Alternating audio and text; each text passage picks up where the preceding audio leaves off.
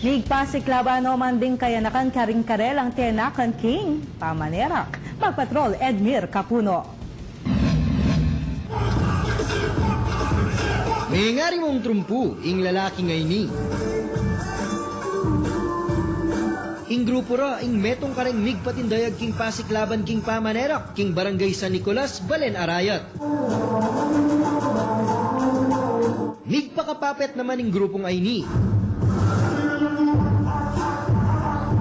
May ngari mong alang butol ing lalaking ay ni, kaya ring pemalipit ding kayang gamat.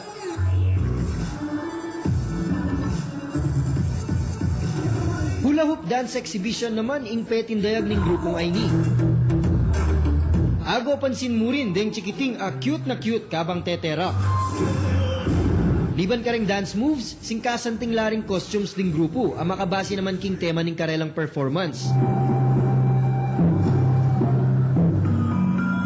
Commander, nais ko ipalam sa inyo makabubuti siguro magkaisa tayo tungo sa kapayapaan. Ayaw din namin nila. Katimawan ing susulong ning performance ay ni, nunope pakit ing epame kasundo ding kalupang Pilipino, partikular king Mindanao. These themes and scenes which may not be suitable for very young audiences. Parental guidance is advised. Suportado naman ning grupong ay ni ing kampanya sa langking iligal na droga. Kausapin ng legalidad ng Enforcement Acceleration Program o DOC. Updated naman kareng current events ing grupong ay ni, kaya ring binasi ing karelang performance, kareng mapaling pisasabihan king bansa, adap ampong pidaf.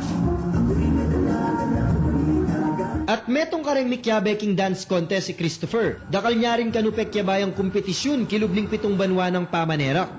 Sa mga kabataan naman, gusto kong sumayaw sila na maaiwas sa bisyo.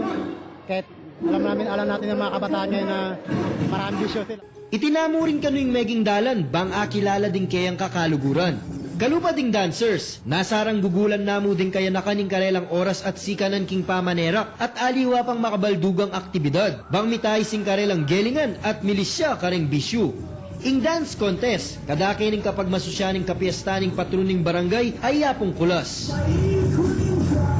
Edmir Capuno, ABS-CBN News.